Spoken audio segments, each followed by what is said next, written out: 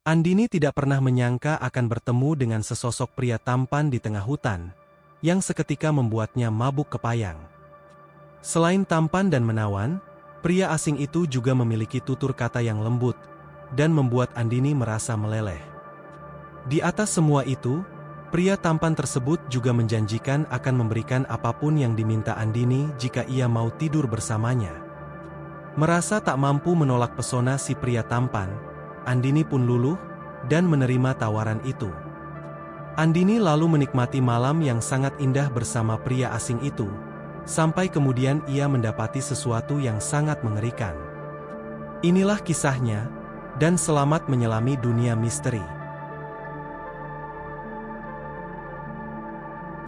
Bersama teman-teman kuliahnya, Andini pergi ke sebuah hutan untuk berkemah. Itu adalah kegiatan rutin mereka ketika ada liburan panjang. Ada 10 orang yang biasa berkemah bersama Andini, dan mereka biasa menggunakan lokasi-lokasi yang jauh dari pemukiman penduduk. Setelah terbiasa menjalani kehidupan kota yang bising, menikmati kesunyian alam terasa sangat menyenangkan. Bersama 10 orang temannya, laki-laki maupun perempuan, Andini pun berangkat ke hutan yang dituju, kemudian menyusuri jalan setapak untuk sampai di lokasi yang akan mereka gunakan untuk berkemah. Sebelumnya, 2 teman Andini, yaitu Irwan dan Saputra, sudah melakukan survei ke hutan itu, untuk mencari lokasi yang tepat. Jadi sekarang mereka tinggal mengikuti rute yang telah ditunjukkan Irwan dan Saputra, lalu sampailah mereka di bagian hutan yang agak lapang, dan mulai mendirikan kemah-kemah. Layaknya hutan, tempat yang digunakan Andini dan teman-temannya berkemah waktu itu dipenuhi pepohonan besar dan tinggi-tinggi. Namun Irwan dan Saputra berhasil menemukan salah satu bagian hutan yang tanahnya cukup lapang, meski juga dikelilingi pepohonan besar yang rimbun. Mereka menyukai tempat itu, dan membayangkan menikmati 3 hari ke depan di sana, berdekatan dengan alam serta keheningan hutan. Andini dan rombongannya sampai di lokasi hutan itu pada siang hari. Menjelang sore, kemah-kemah telah didirikan, kayu-kayu untuk api unggun telah disiapkan, dan mereka pun bercanda dengan gembira. Faruk dan Gina menaburkan bubuk semacam garam di sekeliling perkemahan, yang mereka yakini dapat menjauhkan hewan-hewan semacam ular dari lokasi kemah. Malam harinya, suasana di tengah hutan itu seperti yang mereka bayangkan. Sunyi, tidak ada suara-suara bising khas perkotaan, yang terdengar hanya suara-suara hewan semacam burung di pepohonan.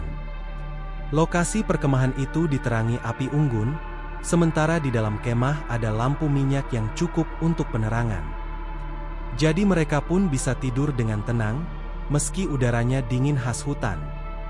Keesokan paginya, mereka bergantian mandi di aliran sungai, yang lokasinya sekitar 200 meter dari tempat perkemahan. Mula-mula rombongan wanita yang berangkat mandi terlebih dulu, sementara para pria menjaga perkemahan. Setelah para wanita kembali, giliran mereka yang menjaga perkemahan dan menyiapkan sarapan, sementara para pria pergi mandi ke tempat aliran sungai. Karena berada di kawasan hutan, aliran air yang ada di sana sangat jernih, sementara bebatuan tampak timbul di sana-sini, sehingga memudahkan siapapun yang ingin mandi atau sekadar duduk-duduk sambil menikmati pemandangan air jernih.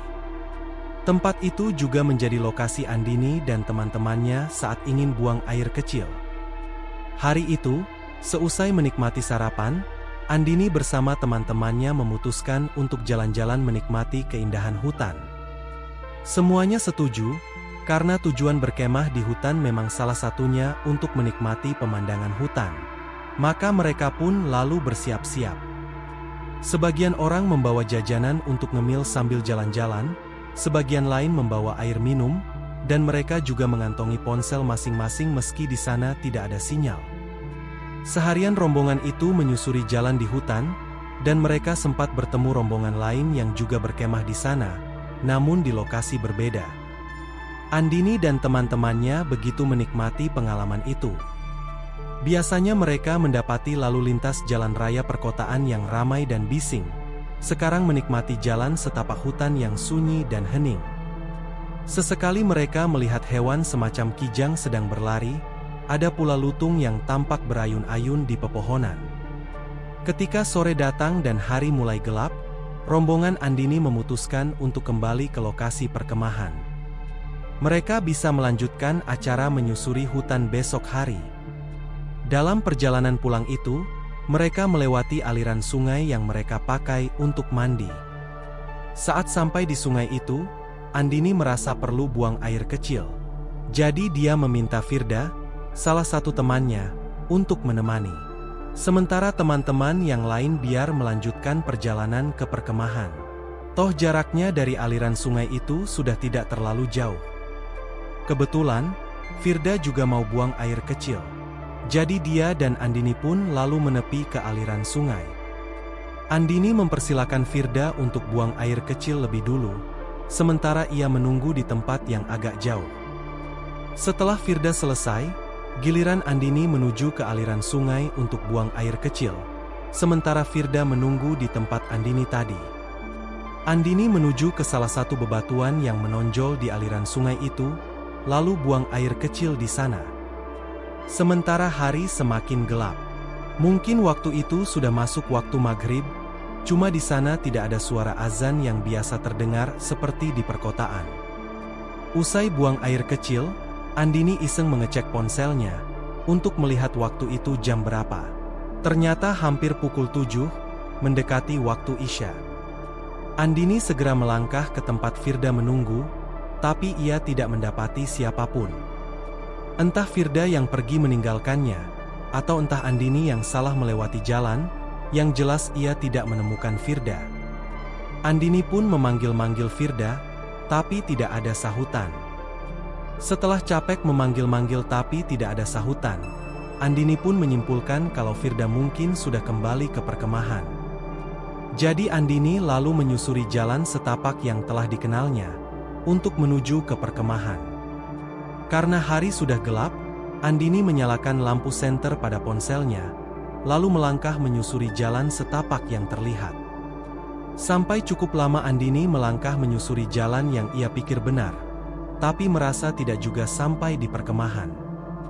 Jangan-jangan aku tersesat, pikir Andini dengan risau. Ia menggunakan lampu senter pada ponselnya untuk menerangi tempat di sekitar ia berdiri, tapi Andini tidak yakin apakah ia melewati jalan yang benar atau keliru. Karena khawatir dan mulai takut, Andini mulai memanggil nama-nama temannya, berharap ada di antara mereka yang mendengar. Tapi tidak ada sahutan apa-apa.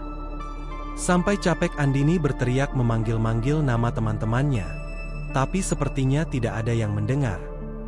Akhirnya Andini memutuskan untuk terus menyusuri jalan setapak yang ia lihat lewat lampu senter di ponselnya, berharap jalan setapak itu menuju ke lokasi perkemahan. Semakin lama melangkah, Andini semakin tidak yakin apakah ia memang menuju ke arah yang benar. Karena yang ia dapati adalah pepohonan yang semakin rimbun, suasana yang makin gelap, dan keheningan yang terasa menyayat. Andini merasa bingung dan serba salah. Jika ia berdiam di sana dan menunggu ditemukan teman-temannya, bisa jadi akan butuh waktu berjam-jam, sementara baterai ponselnya pasti akan habis karena terus-menerus digunakan untuk menyalakan lampu senter. Tapi kalau meneruskan langkah, Andini juga khawatir akan makin tersesat. Di tengah kerisauan itu, Andini melihat kerlip-kerlip cahaya di kejauhan, seperti api unggun yang dipakai di perkemahan. Andini berpikir, apakah itu lokasi perkemahannya? Ataukah itu lokasi perkemahan rombongan lain yang tadi siang berpapasan dengan rombongannya? Andini lalu memutuskan untuk melangkah ke arah kerlip cahaya yang ia lihat, berharap itu memang lokasi perkemahannya. Kalaupun ternyata bukan, setidaknya Andini akan bertemu orang lain, agar ia tidak sendirian di tengah hutan. Andini pun terus melangkah ke arah kerlip cahaya, menyusuri jalan setapak dengan penerangan lampu senter di ponsel, sementara baterainya makin menipis. Semakin dekat Andini pada kerlip cahaya yang ia lihat, semakin jelas itu memang cahaya api unggun. Tapi yang kemudian ia dapati bukan perkemahan, melainkan rumah dengan bangunan kayu. Di depan rumah itu ada halaman cukup luas, dan ada api unggun di halamannya. Andini terkejut mendapati ada rumah di tengah hutan, karena tidak pernah menyangka. Dengan heran, Andini mendekati rumah itu, dan nekat mengetuk pintunya.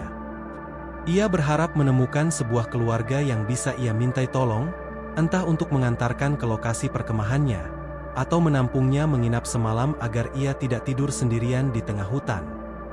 Pintu rumah terbuka, dan Andini mendapati sesosok pria tampan di hadapannya. Pria itu tersenyum sopan pada Andini, dan menyapa ramah. Andini menyampaikan pada pria itu bahwa ia tersesat. Ia tidak tahu jalan menuju ke lokasi perkemahannya. Pria itu menawari Andini masuk, dan Andini pun patuh. Ia memasuki rumah itu, dan mendapati meja kursi kayu yang tampak kuno. Andini duduk di salah satu kursi, lalu pria tadi tampak menyiapkan minuman. Sesaat kemudian, 2 gelas berisi teh panas sudah siap di meja, mengepulkan asap, dan Andini diam-diam bersyukur. Teh panas di malam yang dingin adalah kombinasi yang sempurna. Andini mengenalkan namanya, dan pria itu memperkenalkan diri sebagai Arya.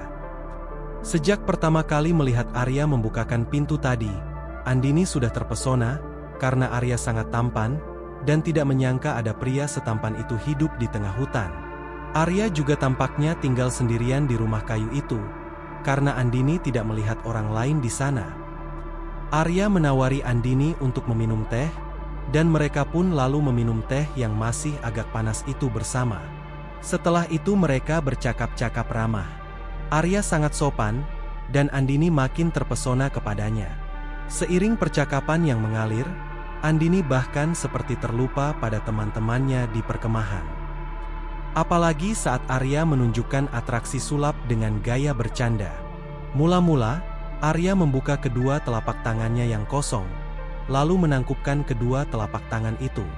Saat telapak tangan itu dibuka kembali, di salah satu telapak tangan telah terdapat cincin yang sangat indah. Andini terpesona, dan ia makin terpesona saat Arya tersenyum sambil menyerahkan cincin itu. "Pakailah," kata Arya pada Andini. Andini memasang cincin indah itu di jari manisnya, dan merasakan lingkar cincin itu begitu pas. Arya bertanya, "Kamu suka?" Andini tentu sangat suka dengan cincin itu. Lalu Arya mengatakan bahwa ia bisa memberikan aneka perhiasan lain yang lebih indah dan lebih banyak, jika Andini mau tidur bersamanya malam ini. "Aku bisa memberikan apapun yang kamu mau," kata Arya pada Andini. Andini merasa itu tawaran yang tak bisa ditolak. Pertama karena ia sejak awal sudah terpesona pada Arya yang tampan. Kedua karena ia dalam kondisi tersesat di tengah hutan dan butuh tempat menumpang. Dan ketiga karena Arya menawarinya perhiasan. Andini menyentuh cincin indah yang kini melingkari jari manisnya. Lalu ia tersenyum dan mengangguk pada Arya. Malam itu jadi malam yang tak terlupakan bagi Andini. Arya membawanya pada puncak-puncak keindahan yang membuatnya begitu bahagia. Andini bahkan diam-diam merasa dia bersedia menemani Arya sampai kapanpun, selama bisa menikmati semua keindahan itu. Andini lalu terlelap dalam pelukan Arya.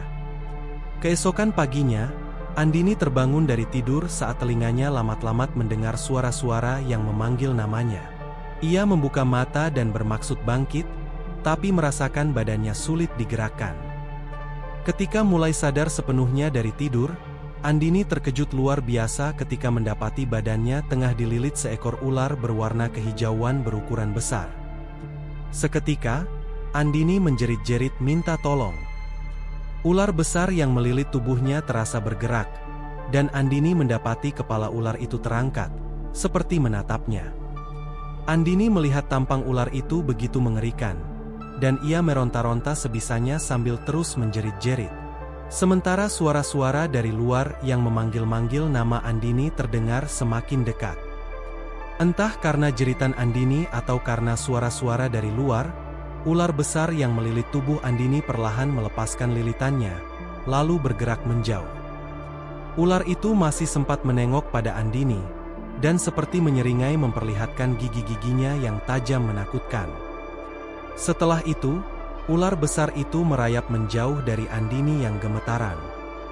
Andini mendapati pakaiannya berserakan, dan seketika ia memungutinya satu persatu, lalu cepat-cepat memakainya. Pada saat mengenakan pakaian itulah, tanpa sengaja Andini mendapati sesuatu seperti kotak perhiasan, tidak jauh dari tempat tidur. Setelah selesai mengenakan pakaian, Andini nekat menyentuh kotak itu, membukanya, dan mendapati aneka perhiasan di dalamnya. Andini ingin sekali meraih perhiasan yang ada di dalam kotak itu, tapi lalu ia teringat pada sesosok ular besar mengerikan yang baru saja meninggalkannya. Sambil bergidik ngeri, ia menjauhkan tangannya dari kotak perhiasan itu. Suara-suara temannya dari luar terdengar semakin dekat, memanggil-manggil namanya. Andini pun menyahut panggilan mereka. Sesaat kemudian, Andini berlari ke depan rumah dan membuka pintu. Ia mendapati teman-temannya telah berdiri di halaman dengan wajah yang tampak khawatir. Dengan bingung, Andini berkata, "Aku tersesat tadi malam dan gak sengaja nemu rumah ini. Jadi aku bermalam di sini." Teman-temannya seperti lega karena telah menemukan Andini dan mendapati Andini dalam kondisi baik-baik saja, selain hanya wajahnya terlihat pucat. Andini pun bergabung dengan teman-temannya, lalu mereka kembali ke lokasi perkemahan. Firda, teman Andini yang buang air kecil bersamanya di aliran sungai, berkata pada Andini bahwa dia telah menunggu Andini sampai lama, tapi Andini tidak juga muncul. Firda lalu memutuskan kembali ke perkemahan, dan berpikir Andini akan bisa menemukan arah ke tempat kemah. Tapi sampai pagi, Andini ternyata belum muncul. Lalu ia bersama teman-temannya mulai mencari, sampai menemukannya di rumah kayu di tengah hutan. Diam-diam, Andini menyentuh jari manisnya, dan tersadar dia masih mengenakan cincin indah yang semalam diberikan Arya. Jangan lupa like, komen, share dan subscribe, agar tidak ketinggalan kisah-kisah misteri lain di channel ini. Sampai jumpa di video berikutnya.